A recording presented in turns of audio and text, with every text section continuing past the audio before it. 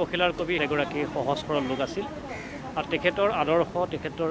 নীতি, তেখেতৰ চিন্তাধাৰাক প্ৰতিফলন কৰিব পৰাকৈ সুগন্ধি পখিলাৰ যে এটা ফেচবুক পেজ গঠন কৰা হৈছিল আৰু তাৰে উদ্যোগত আজি যিখিনি আৰ্তজনৰ কাষত থিয় দিয়া হৈছে তাৰ বাবে মই সুগন্ধি পখিলাৰ আটাইতকৈ কৰ্মকৰ্তাক মই আন্তৰিকভাৱে ধন্যবাদ জনাইছোঁ আৰু আশা কৰিছোঁ মানৱ জাতিৰ সন্মুখলৈ অহা দুৰ্যোগৰ সময়ছোৱাত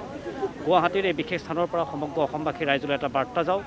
যে সুধাকণ্ঠ ডক্টৰ ভূপেন হাজৰিকাই তেতিয়াই কৈ থৈ গৈছিল, তেতিয়াই লিখি থৈ গৈছিল, মানুহে মানুহৰ বাবে, আমি মানুহে মানুহৰ বাবে থিয় দিব লাগিব মানৱ জাতিৰ সন্মুখলৈ অহা এই দুৰ্যোগৰ সময়ছোৱাত। তেতিয়াহে আচলতে আমি কৰোণা ভাইৰাছৰ বিৰুদ্ধে সমগ্ৰ মানৱ জাতিয়ে বিশ্বত চলাই থকা যুদ্ধখনত আমি জয়লাভ কৰিবলৈ সক্ষম হ'ম। তাৰমানে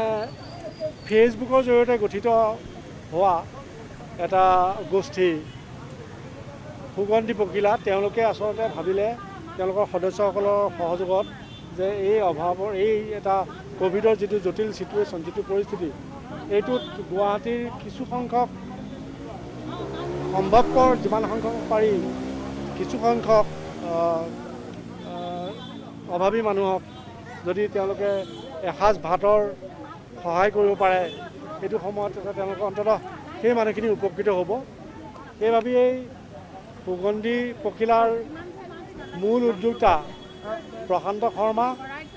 আৰু নীৰৱ জোনাক আৰু অন্যান্য কৰ্মকৰ্তাসকলে মিলি পেলাই এই আয়োজনটো কৰিছে। আমাৰ উদ্দেশ্য হ'ল যিখিনি মানুহ ধৰক গাঁৱে ভূঞে আছে তেওঁলোকে যেন এই আমাৰ এই গোটটোৰ জৰিয়তে আমাৰ এই এখন আচলতে প্ৰতিভা বিকাশৰ মঞ্চ। আমাৰ 7টা বাৰত 7টা অনুষ্ঠান আমাৰ থাকে, যেনেকুৱা কৰি আপোনাৰ সোমবাৰে থাকে অনুগল্পৰ শিতান, মঙলবাৰে থাকে হাস্যৰস ৰচনা, বুধবাৰে থাকে চেল্ফি শিতান, যিহেতু আজিকালি চবেই চেল্ফি ভাল পায় সেইটো উদ্দেশ্যও বহুতে গ্ৰুপত সোমাইছে, আৰু বৃহস্পতিবাৰে থাকে জ্ঞান স্পৰ্শ শিতান, শুক্ৰবাৰে থাকে সংগীত আৰু নৃত্যৰ অনুষ্ঠান, শনিবাৰে থাকে মুকলি শিতান আৰু দেওবাৰে মহিলাসকলৰ বিশেষ অনুষ্ঠান এটা থাকে, সেইটো পাকঘৰ। গতিকে এনেধৰণে আমি জনসাধাৰণৰ মাজত যথেষ্ট সমাদৰ লাভ কৰিছোঁ। সেয়েহে আমি ভাবিলোঁ যে এনেকুৱা সংকটৰ সময়ত কৰোণা মহামাৰীয়ে যি আজি আপোনাৰ যি আৰ্থিক